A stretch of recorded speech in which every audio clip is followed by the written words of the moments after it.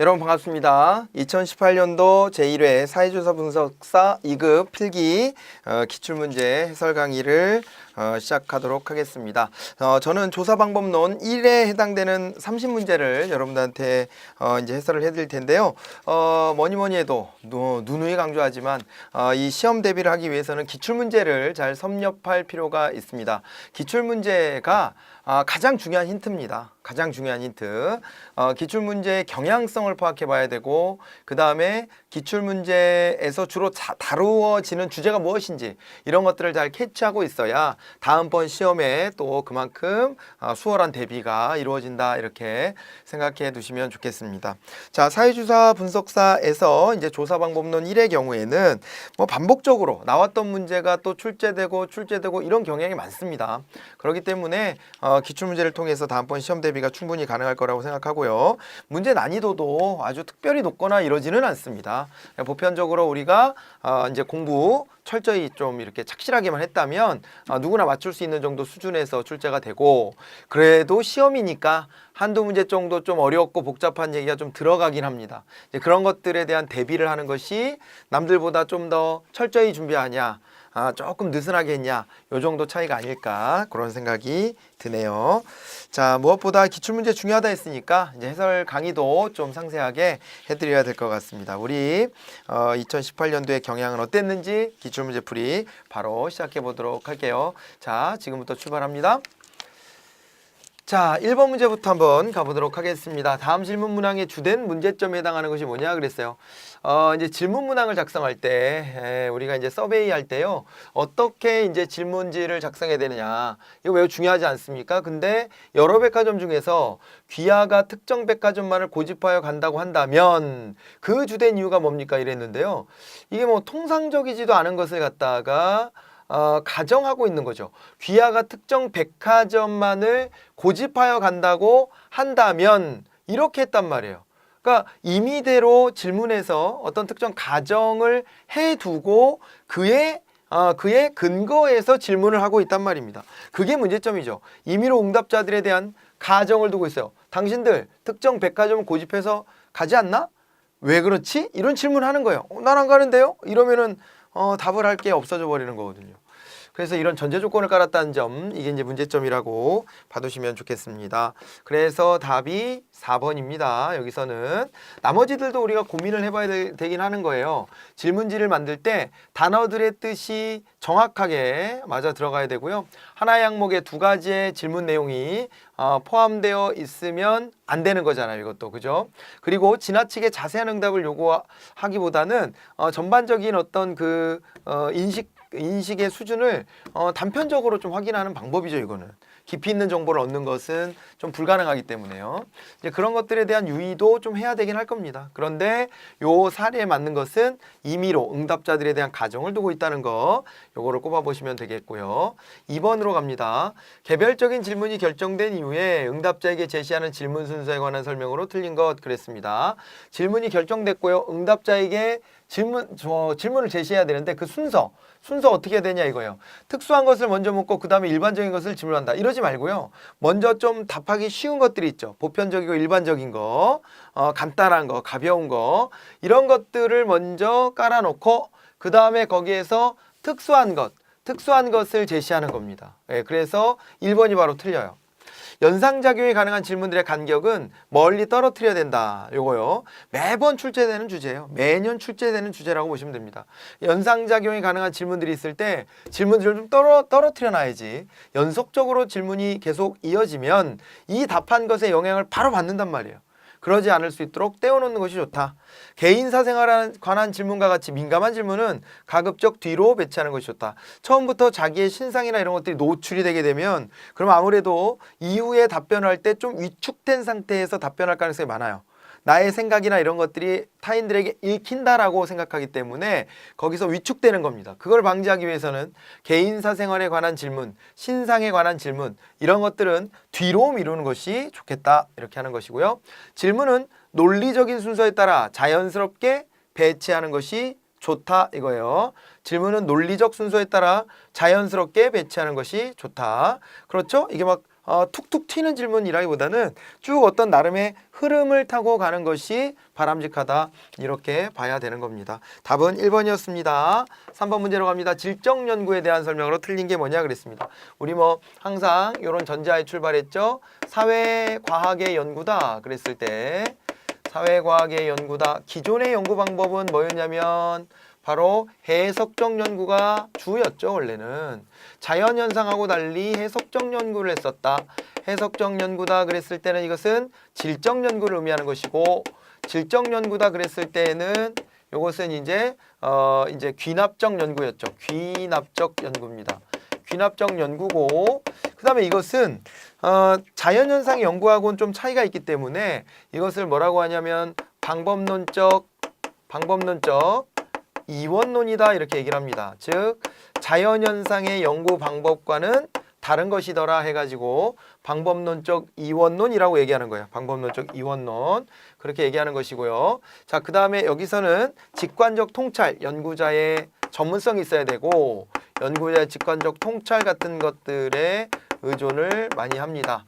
이걸 가지고 의미를 해석한다 이렇게 보시면 돼요. 인간 행위의 의미를 해석하는 것이다. 이것이었다면 자, 실증적 연구의 방법이 있습니다. 이거는 이제 과학적인 연구라고 하면 특히 실증적 연구를 말하는 것이고, 자연과학의 연구 방식을 인간사회 연구 방식으로 이렇게 끌어들인 그런 특성이 있는 거죠. 그래서 실증적 연구는 양적 연구에 해당되고요. 양적 연구에 해당되고, 그 다음에 또 이게 연역적 연구가 됩니다. 연역적 연구 이렇게 되는 겁니다.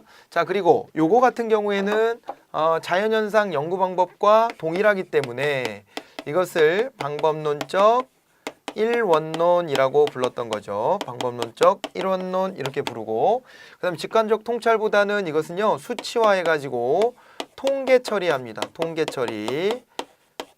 처리하죠. 통계 처리를 하고, 그 다음에 이것으로 법칙을 발견하고, 그 다음에 일반화를 시도한다 이렇게 얘기했던 거란 말이에요. 요게 출발점입니다. 우리 공부에 요 개념이 출발점이에요. 자, 그래서 여기서도 질적 연구에 대해서 물어보고 있지 않습니까? 소규모 분석이 유리하고 자료 분석 시간은 상대적으로 많이 소요될 수 있다. 주관적 동기의 이해와 의미 해석을 하는 현상학적이고 해석학적 입장이다 이렇게 되어 있고, 그 다음에 수집된 자료는 타당성이 있고 실질적이지만 신뢰성이 낮고 일반화하는 것이 곤란하다 그랬네요. 자, 이렇게 되어 있고, 그 다음에 연구 참여자와 연구자 간의 상호작용을 통해 연구가 진행되므로 가치지향적이지 않고 편견이 개입되지 않는다. 뒤에가 틀렸네요. 가치지향성을 없애고 편견이 개입되지 않으려면 드라이하게 연구해야 돼요. 그것은 양적 연구에 가까운 것이고, 질적 연구 같은 경우에는 연구자가 피연구자와 만나서 레포 형성도 하고 그죠? 상호 교류도 있고 이러다 보니까 오히려 이제 편견 개입의 우려가 있고요. 가치지향성, 특히 연구자의 가치지향성이 담겨 있을 가능성이 매우 높다 라고 하는 점이 한계, 문제점으로 지적이 되곤 합니다. 그래서 답을 4번으로 찾으셔야 되겠고요. 자, 4번 문제로 넘어가 볼까요? 조사 계획서에 포함되어야 할 일반적인 내용에 해당하지 않는 게 뭐냐 그랬습니다. 조사 계획서에 포함되어져야 할 일반적 내용에 해당되지 않는 것, 조사의 목적과 조사 일정 들어가야 되겠죠. 계획서잖아요. 계획서.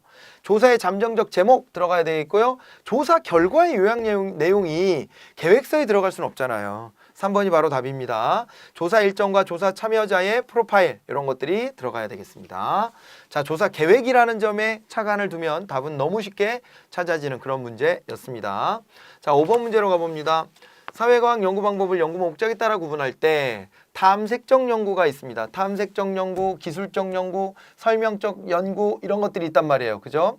자, 그런데 여기에서 탐색적 연구의 목적에 해당되는 것을 모두 고르라 했는데 탐색적 연구는 개념을 보다 좀 구체화하려고 하는 경향이 있고요. 다음 연구의 우선순위를 정하거나 그 다음에 가설을 세우려고 할 때 사전적인 조사 같은, 그러니까 가설을 세우기 위한, 또 사전조사라 그러면 또 본조사, 사전조사 할 때 그 용어 헷갈리면 안 됩니다. 그 얘기가 아니라 여기서는 가설을 세우기 위한 사전의 정보 수집을 하는 거예요. 그죠? 가설을 세우기 위한 사전 정보 수집, 그 다음에 연구 순위를 정해보고 개념도 정확하게 보고, 그러니까 진짜 실제 연구에 들어가기 앞서갖고 준비 동작을 하는 거다 이게.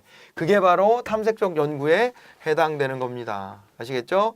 자, 그래서 거기에 해당되는 것은 기역과 니은과 디귿 1번이 바로 답이 된다. 이렇게 보셔야 됩니다. 자, 그리고 6번으로 가보면 다음에 설명하고 있는 게 뭐냐? 추상적 구성 개념이나 잠재 변수의 값을 측정하기 위하여 측정할 내용이나 측정 방법을 구체적으로 정확하게 표현하고 의미를 부여하는 것이다. 이렇게 되어 있습니다. 자, 그러면서 추상적 개념을 관찰 가능한 형태로 표현했다. 그랬기 때문에 이거는 개념의 조작적 정의다. 이렇게 보시면 되는 거죠. 수치화하는 것이 최종 목표예요. 수치화, 수량화하는 겁니다. 그걸 통해서 실증적으로 검증해 볼 수 있도록 바꾸는 거예요. 정의를 개념적으로만 하고 멈추는 것이 아니라 조작적으로 정의하는 것. 그걸 통해서 수치화하고 법칙 발견, 통계 처리 이런 것들에 유용하게 하는 것이다 라고 봐두시면 되겠습니다. 그래서 답이 1번이 되겠고요. 7번으로 갑니다. 관찰법입니다. 관찰법. 관찰법의 분류 기준에 대한 설명은 틀린 것. 자, 관찰이 일어나는 상황이 인공적인지 여부에 따라 자연적이냐 인위적이냐, 일부러 그 상황을 만들었느냐, 원래 벌어지는 현상을 그대로 보는 것이냐, 이것이 나눠지는 거죠. 맞는 얘기입니다. 관찰 시기가 행동 발생과 일치하는지 여부에 따라 체계적, 비체계적 관찰이 아니라 직접 관찰이냐, 간접 관찰이냐로 나눠지죠. 직접 관찰은 관찰 시기가 행동 발생 시에 직접 들어가서 보는 거고, 그 다음에 간접 관찰이다 그랬을 때는 요 시점이 어긋나는 거죠. 그죠? 자, 그래서 2번을 답으로 찾으시면 되겠고요. 피관찰자가 관찰 사실을 알고 있는지 여부에 따라 공개적이냐 비공개적이냐 이렇게 나눠지고요. 관찰 주체 또는 도구가 무엇인지에 따라 인간의 직접적 기계를 이용한 관찰로 나눠진다. 즉 인간의 직접적 관찰과 그 다음에 기계를 이용한 관찰 이렇게 나눌 수 있다는 얘기입니다. 답은 2번이었습니다. 자, 그 다음에 8번으로 넘어가 보겠습니다. 이론으로부터 가설을 도출한 후 경험적 관찰을 통해 이론을 검증했다. 이렇기 때문에 결론을 먼저 내린 거잖아요. 가설이라고 하는 잠정적 결론을 먼저 내립니다. 자, 요게 가설이다 라고 하면 가설은 이게 뭐냐면 잠정적 결론이거든요. 잠정적 결론이다. 요게 되는 것이고 이 잠정적 결론에 따라 요거를 입증하기 위한 사례들이 이렇게 튀어나오는 것이거든요. 사례들이 튀어나오는데 요렇게 하는 연구가 결론이 앞에 있고 그 다음에 구체적인 사례들, 일반적 결론이 위에 구체적인 내용이 밑에 그 추후에 나오기 때문에 연역적 방법이다 라고 부르는 것이죠. 답은 2번입니다. 그리고 이것은 방법론적 이론론, 즉 실증적 연구, 양적 연구할 때 보통 하는 방법이라 그랬고 그 다음에 해석적 연구를 할 때에는 즉 질적 연구를 할 때는 귀납적 방법, 있는 사례들을 통해서 연구자가 이래서 그렇구나 라고 결론을 뒤에 붙이는 거죠. 그 차이가 있다는 것을 기억해 두시기 바랍니다. 2번이 답이었습니다. 9번으로 갑니다. 면접조사에 대한 설명과 가장 거리가 먼 게 뭐냐 그랬는데요. 면접입니다. 면접을 할 때 이것도 이제 질적 연구할 때 보통 쓰죠. 관찰법, 면접법 이런 것들은 질적 연구에 보통 쓰이는 방식들인데 면접 시 조사자는 질문뿐만 아니라 관찰도 할 수 있죠. 왜 가능하죠? 그 사람의 태도, 몸동작, 불안해하는 그 느낌 뭐 이런 것들도 다 볼 수 있어요. 같은 조건 하에서 우편 설문에 비하여 높은 응답률을 얻을 수 있다 그랬거든요. 예, 우편 설문은 안 보내면 그만이잖아요. 작성 안 하면 그만이잖아요. 그죠?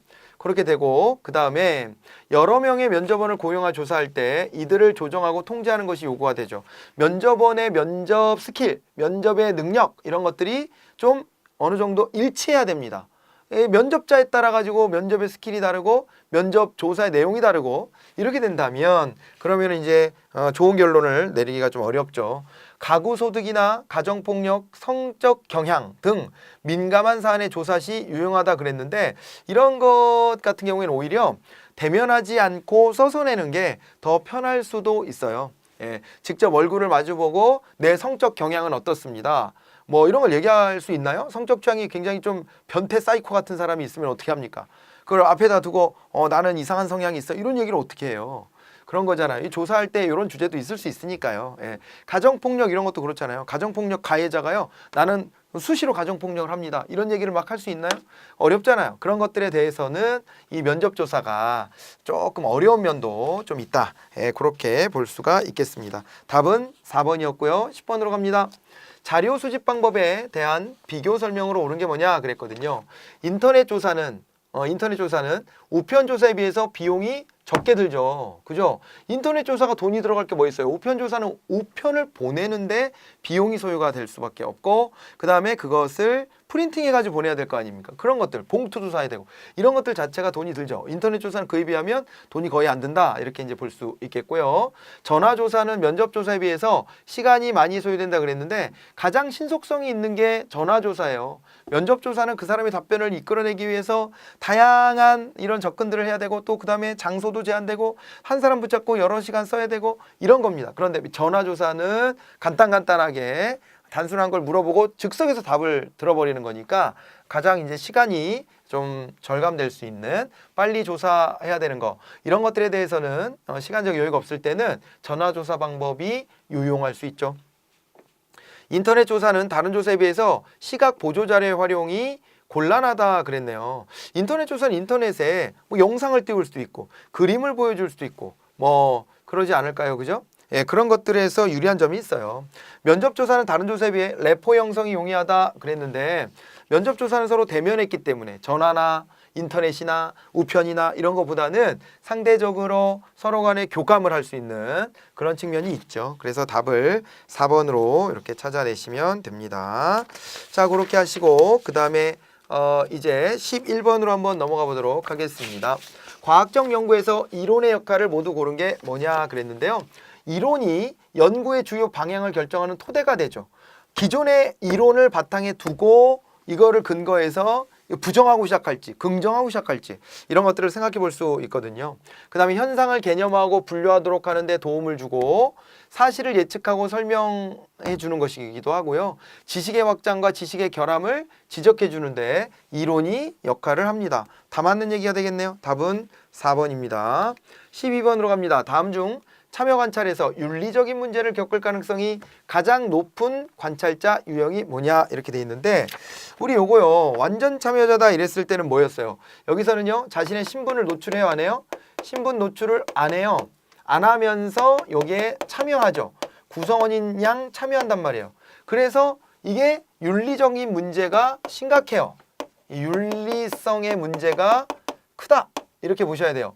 연구한다는 걸 완전 감추고 그 안에 들어가서 마치 무슨 간첩처럼, 표현이 좀 과할 수는 있지만 간첩처럼 들어가서 여기서 활동하면서 이걸 관찰하는 것이기 때문에, 그렇기 때문에 자기 신분을 노출하지 않고 내가 연구하는 사람이다 하지 않고 마치 그 구성원인 것처럼 들어가서 하기 때문에 윤리성의 문제가 크죠. 답은 1번으로 바로 찾으시면 됩니다. 완전 관찰자다 그랬을 때는 제3자가 되는 거라 그랬죠. 제3자가 돼가지고 거리를 유지한다 이렇게 봐야 돼요. 자, 그리고 그 다음에 참여자로서의 관찰자, 여기서 이제 관찰자가 더 중요한 거 아닙니까? 여기선 신분을 알게 합니다. 신분을 알게 하는데 참여의 측면은 약화시키는 거예요. 참여를 하지 않는 형태라고 봐야 되고요.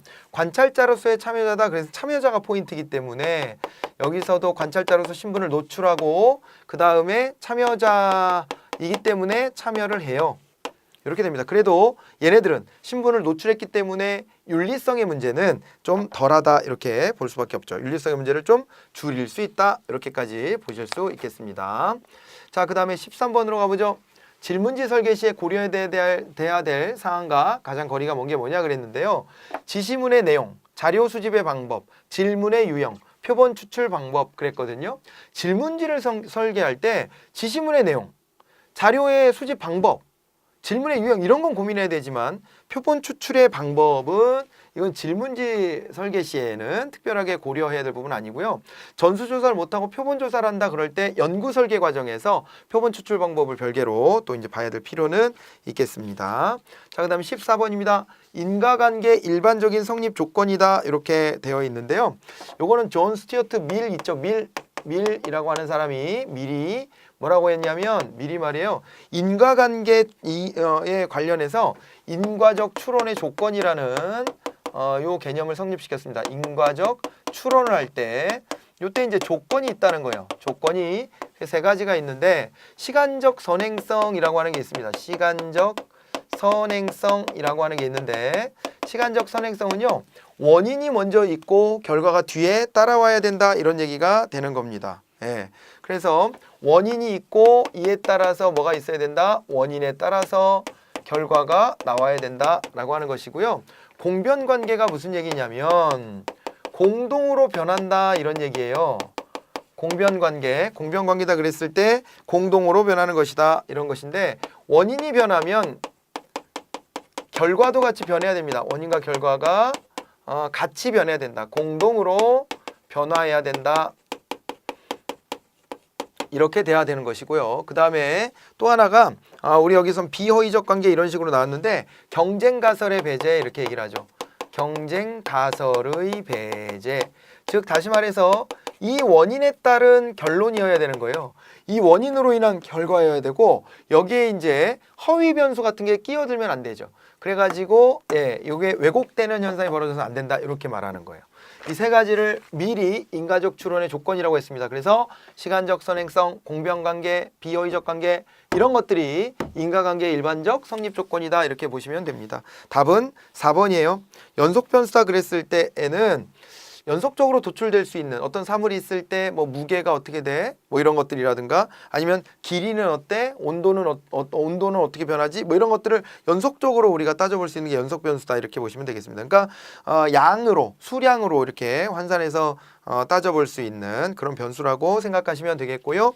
자, 그다음에 그래서 답은 4번이었고요. 15번으로 갑니다. 다음 중 집단 구성원들 간의 인간관계를 분석하고 그 강도나 빈도를 측정하여 집단 자체의 구조를 파악하고자 할 때 적합한 방법이 뭐냐 그랬네요. 자, 요거는 이제 사회성 측정법이죠. 투사법이다 그랬을 때는요. 직접적인 어떤 질문 던지거나 이렇게 하는 것보다는 어떻게 해야 되는 거예요? 이거는 간접적인 방법을 통해서 거기서 비춰진 모습을 가지고 측정하는 방식입니다. 이게 투사법이었고 자, 답은 2번이다 이렇게 말씀드렸고 내용 분석법이다 이렇게 했을 때는 말이에요. 요거는 있잖아요. 이 관련 정보들을 싹 다 모아요. 어떤 사물이건 사람이건 간에 그 주변적인 그 자료들을 싹 다 모으고 이걸 가지고 종합적으로 전체 상황을 통찰해내는 방식입니다. 그것이 내용 분석법이다 이렇게 보시면 되겠고요. 표적 집단 면접은 우리가 뭐라 그랬었냐면 이것을 초점 집단이라고도 부르는 거잖아요. 초점 집단을 선정해서 전체를 다 조사할 수 없으니까 초점 집단을 선별하여 이들에 대한 면접을 진행하는 겁니다. 예, 표적 집단 면접법이라고도 하고 초점 집단 면접법이라고도 합니다. 그래서 소수의 대상자를 상대로 해가지고 그들과의 직접적인 그리고 또 그들과의 아주 집중적인 깊이 있는 대화를 통해 가지고 정보를 획득하는 것이다. 이렇게 보시면 되겠습니다. 자, 그래서 맞는 답은 2번이었지만 나머지에 대한 설명도 좀 해드렸습니다. 이렇게 했고 16번으로 가보도록 하겠습니다. 자, 인터넷 서베이 조사에 대해서 물어보고 있습니다. 인터넷 서베이 실시간 리포팅 가능하겠죠. 개인화된 질문과 자료 제공이 용이하다. 인터넷에서 뭐 영상 자료나 아니면은 뭐 그림 자료 같은 것들 이런 것들을 제시해 주기가 용이할 수 있다 뭐 이런 얘기들을 하고 있는 거고요. 설문 응답과 동시에 코딩이 가능하다 이런 겁니다. 응답과 동시에 자동으로 코딩해버리는 수치화하는 이런 것들이죠. 코딩이라고 하는 게 뭐 우리가 기계적 장치다 그랬을 때 컴퓨터 장치다 그러면 0과 1로 이렇게 표시를 나누는 거죠. 그죠? 전류가 흐를 때, 흐르지 않을 때 이렇게 해서 0과 1 이렇게 이진법 형태로 나누고 뭐 이런 거 자체가 코딩입니다. 그러니까 설문 응답과 동시에 이거에 대한 통계 처리를 위한 코딩이 가능하다는 거 이런 거 장점이에요.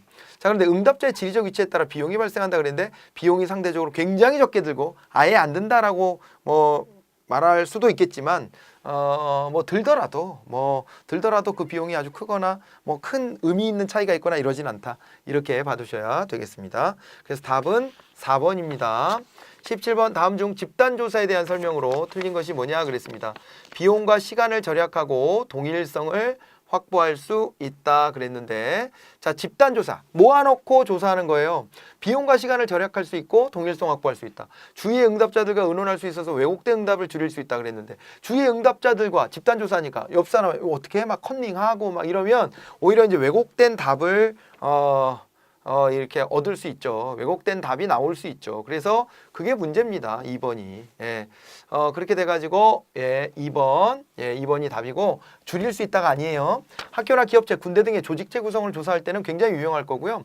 조사 대상에 따라서는 집단을 대상으로 한 면접 방식과 자기 기입 방식을 조합하여 실시하기도 할 수 있습니다. 이 집단조사 장점들이 있습니다. 이렇게 봐두시고 프리테스트 사전검사가 있습니다. 사전검사. 그래서 이거는 파일럿 스터디하고는 좀 다른 거라 그랬어요. 그죠? 파일럿 스터디랑 다르게 사전검사는 이미 검사를 이렇게 할 거다라고 완결 지어놓고 그것을 미리 살짝 한번 해보는 거죠. 살짝 해봄으로써 오류가 있는지 이런 것들을 파악해 보는 겁니다. 예, 그래서 요거는 이제 질문들이 갖고 있는 문제점을 파악한다. 오류를 이걸 색출해내고 오류를 시정해서 본조사에 들어갈 수 있도록 해준다라는 것이 굉장히 큰 장점이 되는 거죠. 그거를 위해서 하는 겁니다. 답은 2번이다. 이렇게 보시면 되겠고요. 19번입니다. 자, 가설의 적정성을 평가하기 위한 기준과 가장 거리가 먼 게 뭐냐 그랬습니다. 가설의 적정성. 매개 변수가 있는 게 좋은가요? 매개 변수가 없이 다이렉트로 원인 변수와 결과 변수, 즉 독립 변수와 종속 변수의 관계가 바로 연결되는 게 훨씬 더 유용할 수 있거든요. 그래서 1번이 이제 답이 되는 거고요. 동의어가 반복적이지 않아야 돼요. 가설에는. 사람은 인간이다. 이런 식으로 가설 세우면 안 되는 거죠. 사람은 인간이다. 반복되니까. 경험적으로 검증될 수 있는 것, 실증적으로 검증될 수 있는 것이어야 되고 동일 분야의 다른 이론과 연관성도 있어야 한다. 이렇게 봅니다. 자, 그래서 답은 1번